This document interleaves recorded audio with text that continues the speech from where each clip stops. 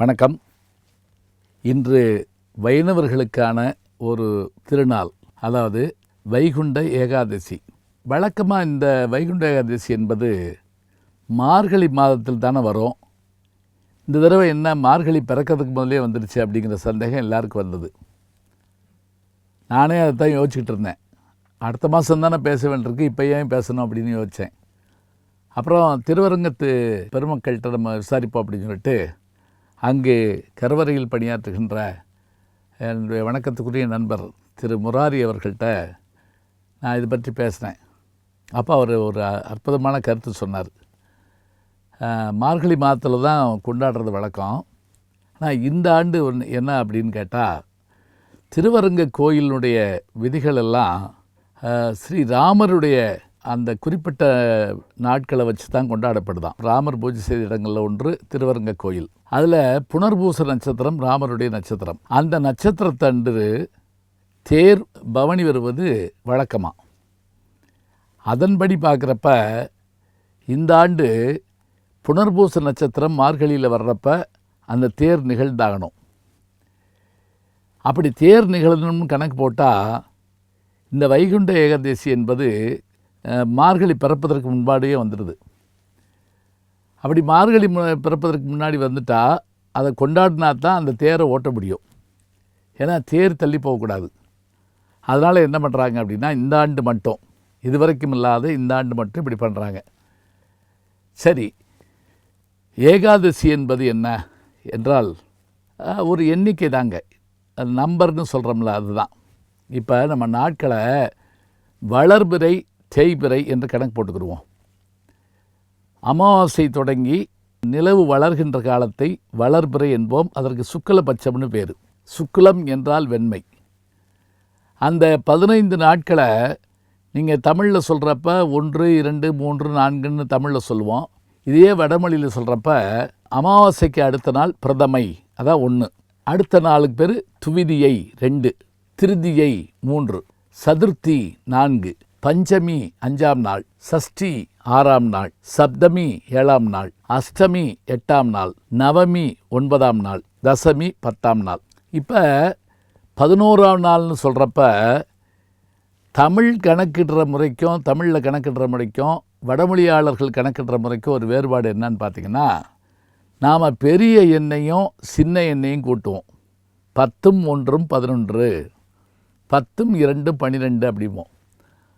வடமொழியாளர்கள் என்ன பண்ணுறாங்கன்னா, 1ம் 10ம் 11, ரெண்டும் ஒன்று தான், இருந்தாலும் இவர்கள் இதை கணக்கு போடுறாங்க. 2ம் 10ம் 12. அப்படி பார்க்குறப்ப இந்த 10ஆம் நாளுக்கு அடுத்த நாளாகிய ஏகாதசியை 1, ஏகம்னா 1, 10 ஏகாதசி 11ஆம் நாள், துவாதசி 12ஆம் நாள், திரியோதசி 13ஆம் நாள், சதுர்தசி 14ஆம் நாள், பௌர்ணமி 15ஆம் நாள், இப்படி கணக்கு வச்சுக்கிடுவோம். இது வளர்பிறைக்கு சொல்கிற போது சுக்கிலபட்சம்னு சொல்லுவோம். தேய்பிறைங்கிற போது என்னென்னா கிருஷ்ணபட்சம்னு பேர். கிருஷ் அப்படின்னா கருப்புன்னு அர்த்தம். கண்ணன் கருமை நிறம் உள்ளவன் அல்லவா, அதனால் கண்ணனுடைய பேரிலே கிருஷ்ணபட்சம் அப்படின்னு அதை சொல்கிறாங்க, கருப்பு அப்படிங்கிறதுக்காக.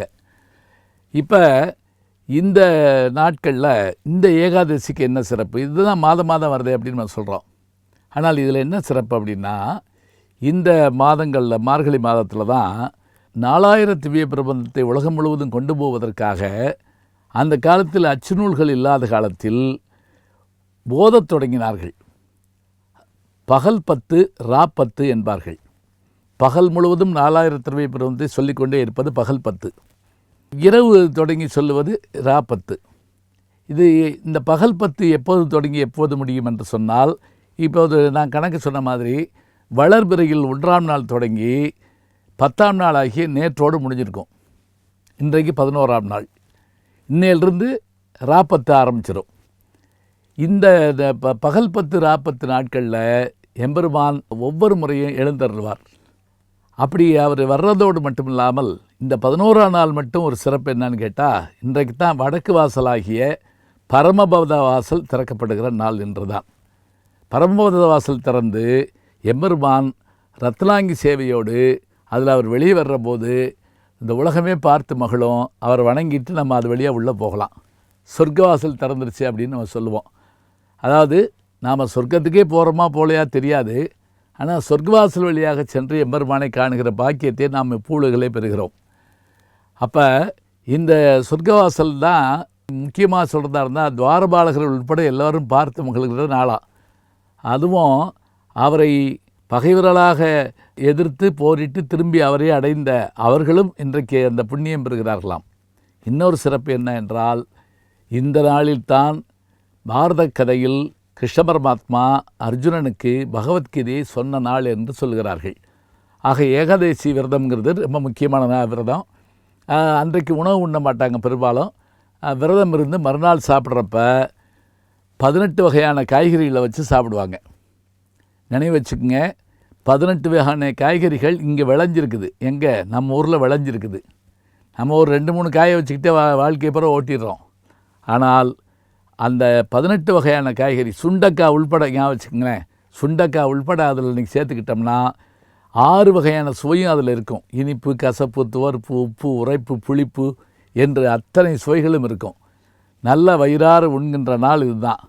விரதம் இருந்து விழித்திருந்து எம்பெருமானை தரிசித்து விட்டு வயிறார உண்டு மற்றவர்களுக்கும் வழங்கி ராப்பத்தை தொடங்கி அதையும் கண்டு தரிசிக்கின்ற நாளாக வைத்திருக்கின்றோம். அப்படிப்பட்ட சூழலில் இந்த ஆண்டு கார்த்திகை மாதத்திலேயே பரமபத வாசல் திருவரங்கத்தில் திறக்கப்படுகிறது. அனைவரும் இன்று எம்பெருமானை தரிசிப்போம், எல்லா வகையான பயன்களையும் பெறுவோம். நல்ல செய்தியை நாளும் சிந்திப்போம், நாளை சந்திப்போம். அன்பிற்கினிய யூடியூப் நேயர்களே, நீங்கள் என்னோடு இன்னும் நெருக்கமாக தொடர்ந்து வர வேண்டும் என்று சொன்னால் இன்ஸ்டாகிராம், ட்விட்டர் போன்ற பதிவுகள்லையும் என்னை நீங்கள் தொடருங்க. பின்தொடர்ந்து வாருங்கள். நாம் எல்லோரும் முன்தொடர்ந்து செல்வோம்.